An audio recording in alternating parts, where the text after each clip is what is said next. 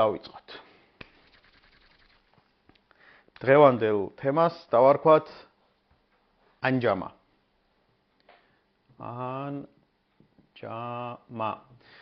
დღეს არ შევეხებით ახლა ანჯამის ისტორიას, საიდან მოდის, რატომ მოდის, რა მიზეზები აქვს, რამდენი სახის არსებობს.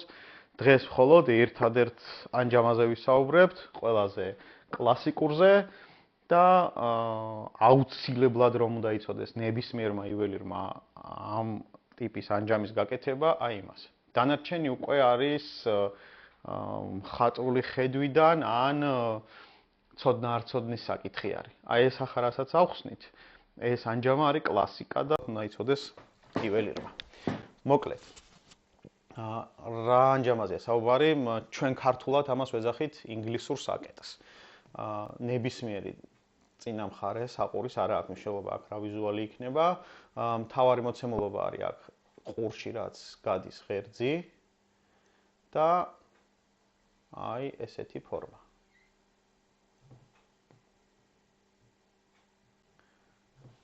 აი იმაზე გვაქვს დღეს საუბარი.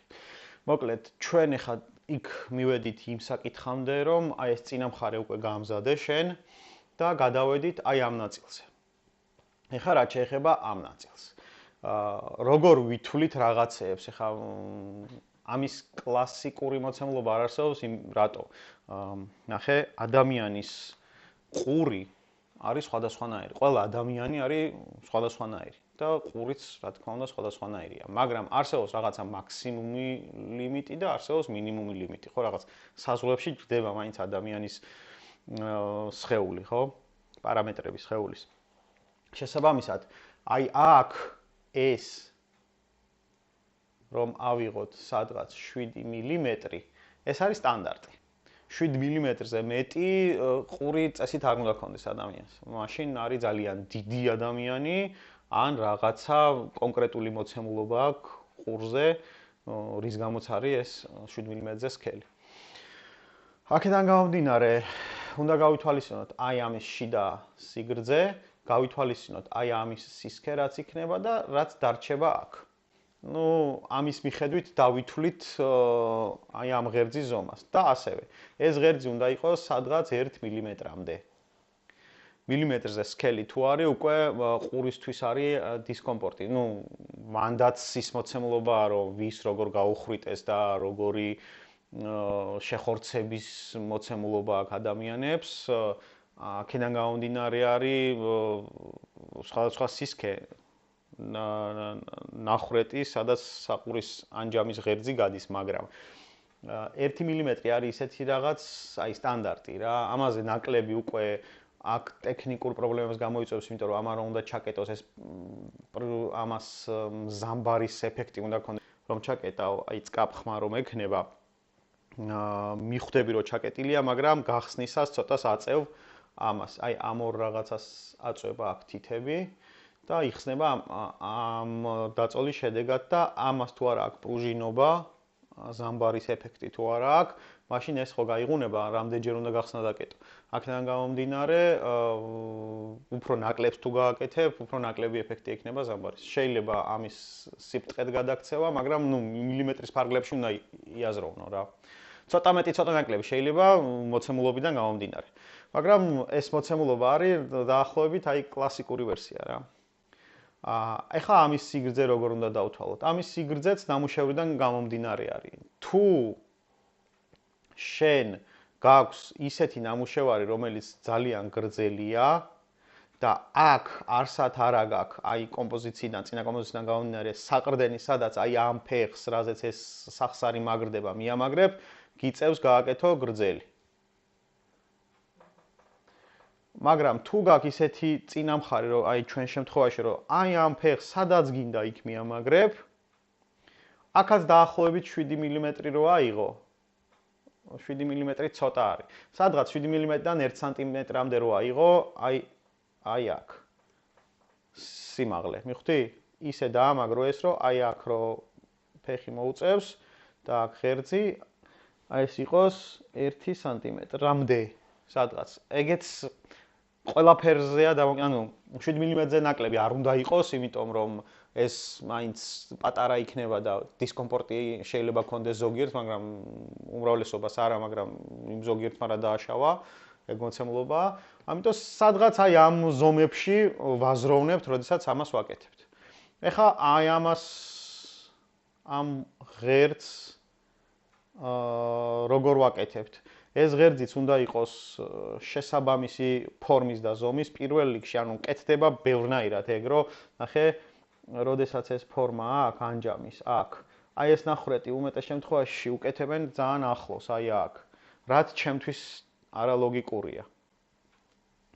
ეს ნახრეტი რო გავუკეთეს ცოტა ზემოთ და ეს რო აი გვერდიდან დავხატოთ, აქ ნახრეტი სადაც ღერძი გადის, აი აქ ეს არის. აქ რაც უფრო მაღლა არის, ამის მოქმედების შედეგად აი ეს გვერდზე არ დაიწყებს სიარულს. ანუ ამის გამო რომ აქ ფეხი აქვს, სულ აი ამ ღერძში ივლის. ამიტომ არის საჭირო ცოტა მეტი ღერძი. ნახავ კიდეც გექნება ნანახი ბევრ ადგილზე, როდესაც აი ეს აქ უკეთია, ანჯამის უკანა მხარე დადის ყველა მიმართულებით და შეიძლება ვერც გაარტყა პირველივე ჯერზე აი ამ საკეთთან, ხო? გქონია ეგეც, ხო? ეგ ამბავია. როდესაც აი ეგეთ დეტალებს ითვალისწინებ და მომხმარებლისთვის ეს არის იდეალური მექანიზმი და მოხმარების საგანი, ეგ უკვე ძალიან მაღლა წევს თამასას, შენსას, როგორც იველირის. იმიტომ რომ გენდობიან და არც არასდროს არ იქნება მისთვის დისკომფორტი შენი სამკაულის მოხმარება, მაგრამ ესეთ დეტალები როცა არ იცი და არ ფიქრობ ამაზე და არ გაითვალისწინებ ეგეთ რაღაცებს, უკვე იწვევს გაღიზიანებას და პირველ ჯერზე მომხმარებელი იმას კი ვერ ატყობს, რომ რატო არ უყვარს რაღაც სამკაული. კი, შეიძლება მოწონს, რადგანაც აქ ესე იგი იყიდა. ესე იგი ვიზუალი და დიზაინი მოეწონა და რაღაც პრობლემა გადაუჭრა, მაგრამ მეორე პრობლემა დაიწყო ის, რომ ვერ მოიხმარს წესიურად. მეორე ვერსია არის, რომ ამ იქეთ-აქეთ სირბილის გამო ეს კი ღერძი არის, მაგრამ მოეშვას ეს ამბავი რა, იმიტომ ცოტა მეტი დაჭერა გაუკეთეს, ბევრჯერ ვერ მოძებნოს და მიაწყვეს და ასე ბევრი მიზეზის გამო და ამანაც მოიკლოს და ყოფილა შემთხვევაში ყურიდან მომძვრა. ეგ არის ყურიდან მომძვრა რა. ეგ ამბავია, რომ ისეთ დეტალებს არ ითვალისწინებენ, რომ აქ ჩამკეტში სპეციალური ზომის და ადგილის ნახრეტი უნდა, ნახრეტი არა, ამოღრმავება უნდა, რომ აქ ნახრეტში რო გაივლის, აქ ხო ამას ნახრეტი, აქ ნახრეტში რო გაივლის, ზუსტად უნდა ჩაჯდეს და ზუსტად ჩაკეტოს. და ეს ყველაფერი უნდა იყოს იდეალურ დონეზე, აი მაღალ ჰაი კლასის დონეზე გაკეთებული, როგორც ტექნიკური საკითხი, ეს არ არის შემოქმედება, ეს არის სუფთა ტექნიკური საკითხი რა. დანარჩენი უკვე ზედაპირები, ვიზუალური ნაწილი, ფორმა ამ ყველაფრის ეგ შემოქმედებითი ნაწილია. აი, ამაზე არ დაგიწყებ არაფრის სწავლებას. ეს უკვე შენი კონკრეტული ფანტაზიის, შემოქმედებითი ხედვის და შენი მხატვრული პოტენციალის ამბავია რა. მოკლედ ეს არის რისი თქმაც მინდოდა. თუ გასაგებია ეხა რაც უნდა გააკეთო, გავიაზროთ და უცებ დავგეგმოთ, აბა ეხა რას აკეთებ.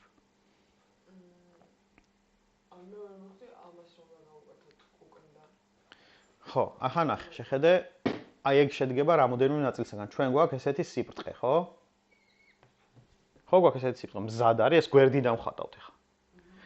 როგორც განახე, ანჯამას აქვს ეგეთი ფორმა გვერდიდან, ხო ხვდები? აი ეს მოქმედებს, აი ესე იღება და აქედან აქამდე აქვს ამპლიტუდა მოძრაობის, რომ აქ ყური შევა და მერე დაიკეტება. ახლა ამას რას ვუკეთებ? შეხედე, აუცილებლად ვჭირდება ჩვენ ღერძი. ამ ღერძს სად დაამაგრებ, ეგ უკვე შენი გადასაწყვეტია. რატო, ნახე? ეს ღერძი სადაც დამაგრდება, აი ყური რო ჩაჯდება აქ უხეშად რო დავხატოთ. აი ეს სადაც გინდა ყურზე რო იყოს წინიდან, რა მდგომარეობაშიც გინდა. იმ მდგომარეობაში ამაგრებ ამას, მაგრამ რადგანაც საყურია, რაც შეიძლება მაქსიმალურად მაღლა უნდა დავამაგროთ. აი ეს. რაც შეიძლება აი ამასთან მაღლა უნდა იყოს, რომ სიმძიმის ცენტრი ქონდეს საყურეს რაც შეიძლება დაბლა. რომ ამან არ გამოიწვიოს გადატრიალებები, გადმოტრიალებები და ასე შემდეგ. სიმძიმის ცენტრი სადაც დაბლა ექნება, მაგრამ ნუ ეს გასათვალისწინებელია, მაგრამ არსებობს საყურეები, რომელსაც უკეთდება როგორ რაღაცა, იცი, შეხედე, აი ეს საერთოდ აქ. მაგრამ ეს სხვა რამის გამო უკეთდება. და აი ესეთი ფორმა უკეთდება მავთულის რა. ეს რატო კეთდება იცი? აი ეს არის ძალიან მოკლე ამ ადგილზე და აი ამ ფეხის დამაგრების დროს იმდანაც მოკლეა ეს ადგილი, გიწევს ესეთი რაღაცე მექანიზმის და სტრუქტურის მოფიქრება. ეგ ამავე. ამ შემთხვევაში არაფრის მოფიქრება არ გვინდა, რადგანაც თავიდან უბრალოდ კლასიკას ვაკეთებ და ძალიან მარტივ გასაკეთებელ რაღაცას დიზაინის ნაწილში და ტექნიკურად გვიწევს ახლა ჩვენ ამ ყველაფრის შესრულება. გავაკეთოთ ესეთი რამე. აქ ღერძი. აი აქ დავამაგროთ ის სიბრტყე, რაზეც ეს ანჯამის ფეხი მოძრაობს და აი აქ გავუკეთოთ ესეთი ანჯამა. რომელსაც აი აქ ექნება. ეხლა ძალიან უხეშად ვხატავ, ეხლა ზუსტად შეიძლება ამის დახატვა, მაგრამ ძალიან უხეშად ვხატავ. აი ეს იქნება დღეს ჩვენი სამუშაო, ანუ გვჭირდება მავთული, გვჭირდება აი ეს ფეხი და გვჭირდება აი ეს ზედა დეტალი. ეს დეტალი და ეს მავთული ამას მიედუღება, დანარჩენი არის მოძრავი მექანიზმი, რომელსაც გავაკეთებთ. ეგ ამბავი. აი ანაც მოვიდა. და ანასთვის ცალკეც გავივლით ამ საკითხს. არა უშავს, მოდი. ეგ ამბავია. ძალიან მეგობრული გარემო გვაქვს და ორჯერ და სამჯერ ავხსნი.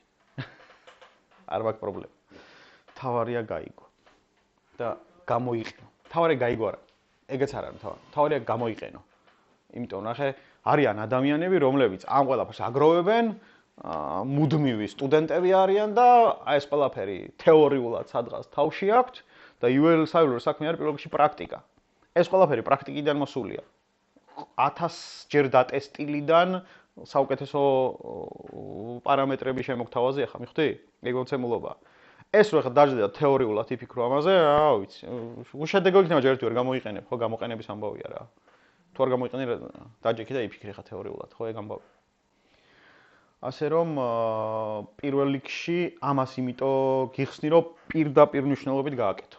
და ამაზე ბევრი ფიქრიც არ არის საჭირო, მაგრამ უნდა დაიმახსოვრო, უბრალოდ მოცემულობა ეგეთი. მეორე ვარიანტი, თუ გინდა არ დაიმახსოვრო, მაგრამ აქამდე მაინც შენით მოხვალ. აი ეს თემა არის რა. კიდე კითხვა გაქვთ რამე? ანუ შენ ცალკე აგიხსნი მე, შენ თუ გაქვს რამე კითხვა რა და როგორ. ანუ ეს არის უკვე როგორ კეთდება საკითხი. ეს უკვე ფასიანი კონტენტია, ძმაო. შენ შემთხვევაში უკვე შესაძლებელია გამორთოთ კამერა და გავაგზავნოთ.